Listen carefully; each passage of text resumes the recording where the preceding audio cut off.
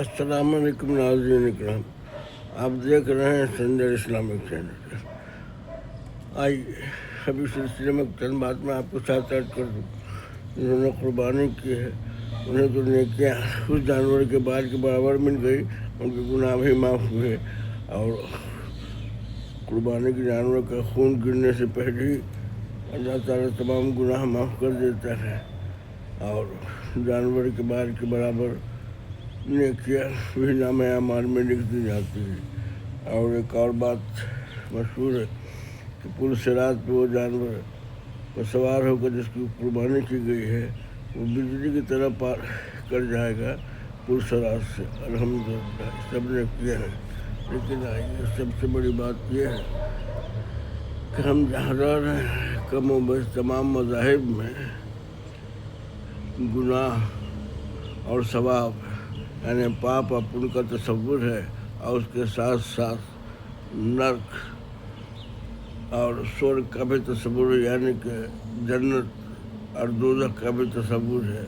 ملا جلا کر کے باتیں ملتی جلتی ہیں اگر ہم ایک اللہ کی پرستش کرتے ہیں اور محمد کو آخری پیغمبر مانتے ہیں تو یہ بحیثیت مسلمان ہم پر بھی اللہ کے فضل سے حدیث کی روشنی میں جنت واجب ہو جاتی ہے۔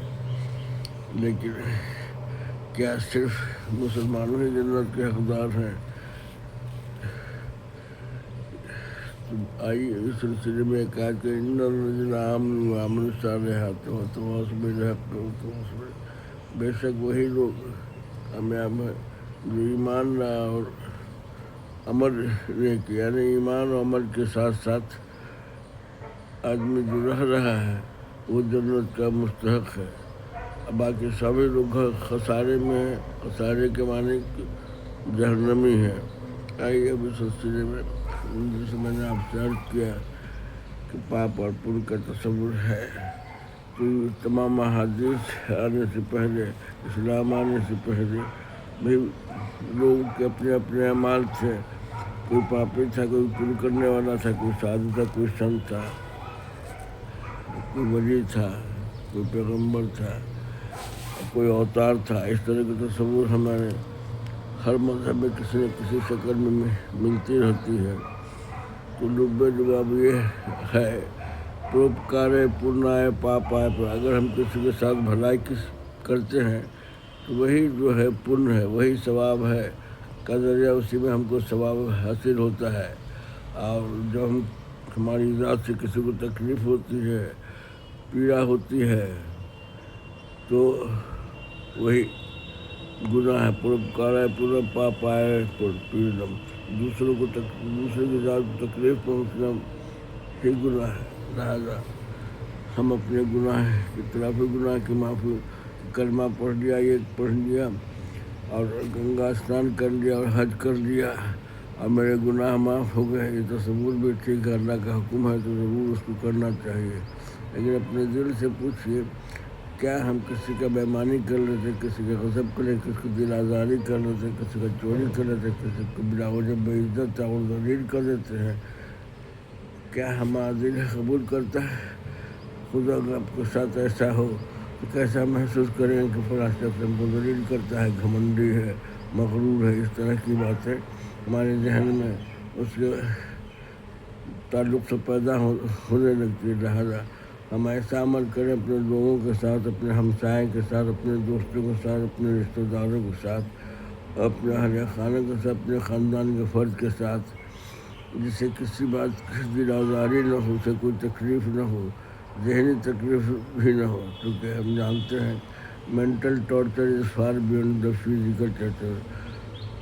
ذہنی تکلیف جو ہے جسمانی تکلیف سے کہیں زیادہ تکلیف دہ ہے۔ لہٰذا ہمیں دوسروں کے نفسیات کے تعلق سے بھی ہمیں گفتگو کرنی چاہیے۔ حضور صلی اللہ علیہ وسلم صدقہ کرو گرچہ ایک مسکراہٹ ہی کیوں نہ ہو۔ جب ہم مسکرا کے رکشہ والے سے یا کسی عزیز سے یا کسی دوست سے بات کرتے ہیں اس کے چہرے پر بھی بشارت آ جاتی ہے۔ کسی مریض کے جب ہم پریشانی حل ہوتے ہیں، اسے میلاد پرسی کرتے ہیں تو وہ بھی خوش ہو جاتا ہے اور بے اختیار اس کی زبان سے نکلتا ہے، ان کو دیکھے سے جو آ جاتی ہے منہ پہ رونق، وہ سمجھتے ہیں کہ بیمار کا حال ہے اچھا ہے۔ تو کسی کے منہ پر رونق کب ہوگی؟ جب آپ مسکرا کے اس کی خیر عافیت لے کے اس سے ہمدردی سے اس سے کلمات کہیں گے، اس سے بات کریں گے، تبھی آپ کے چہرے پر بشارت آئے گی، خوشی آئے گی۔ کبھی شاعر نے کہا ہے کہ ان کے دیکھے سے جو آ جاتی ہے منہ پہ رونق، وہ سمجھتے ہیں کہ بیمار کا حال اچھا ہے۔ یعنی اس انداز میں اسے دیکھے، مسکرا کے دیکھے، تمنا کے ساتھ دیکھیے، دیکھنے سے مریض کے چہرے پر رونق آ جاتی ہے کہ میرا کوئی پرسان حال ہے، ورنہ حال تو یہ ہوگا رہیے اس طرح جگہ دل کے جہاں کوئی نہ ہو، پڑیے گر بیمار نہ کوئی نہ ہو، پرسان حال اور گر مر جائیے تو نہ خواہ کوئی نہ ہو۔ تو ایسی زندگی سے بہتر ہے، اس تصور سے بہتر ہے کہ ہم لوگوں کے ساتھ رہیں، پیار محبت سے رہیں، اور یہ تصور کو ذہن میں پکارائے پرنائے پا رہا ہے پھر جس کی دل آزاری جو ہے یہی گناہ ہے، اور کسی کا دل بہلانا، کسی کی طبیعت خوش کرنا، کسی کی میراث پرسی کرنا، یہی اصل ثواب ہے، سمجھا۔ اور یہ کہ قربانی کریں گے میرے تمام گناہ معاف ہوئیں، فلانی تاریخ کو روزہ رکھیں گے تمام کو سب تصور ٹھیک ہے، اللہ جسے چاہے بخش، جسے چاہے عذاب میں ڈالو، میں جو منتشا تو جو منتشا جسے چاہے عزت دے۔ ہمارے کسی اعمال پر دار و مدار نہیں ہے اس کی بخشش کا، جب تک وہ مہربان نہیں ہوگا ہم بخشے نہیں جائیں گے۔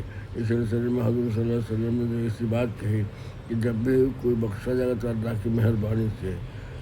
صحابہ کرام نے ہمت کر پوچھا، یا رسول اللہ صلی اللہ علیہ وسلم آپ کے ساتھ کیسا معاملہ ہوگا؟ اور حضور صلی اللہ علیہ وسلم نے کہا، بے شک میرے ساتھ یہی معاملہ ہوگا، اگر اللہ چاہے گا تو بخش دے گا، نہیں چاہے گا تو نہیں بخش۔ میں بھی اللہ کی رحمت کو اور اس کے فضل و کرم کو اسی طرح محتاج ہوں جس طرح سے تم محتاج ہو، اسی طرح سے ہم محتاج، جس طرح میری امت محتاج، اسی طرح سے رسول بھی محتاج ہے اللہ کی بخشش کا، اس کی نوازش کا۔ بہرحال ویڈیو پسند آئے تو زیادہ سے زیادہ شیئر کریں، چینل پر نہ ہے تو براہ کرم سبسکرائب کریں۔ جزاک اللہ خیر، ویڈیو دیکھنے کا شکریہ۔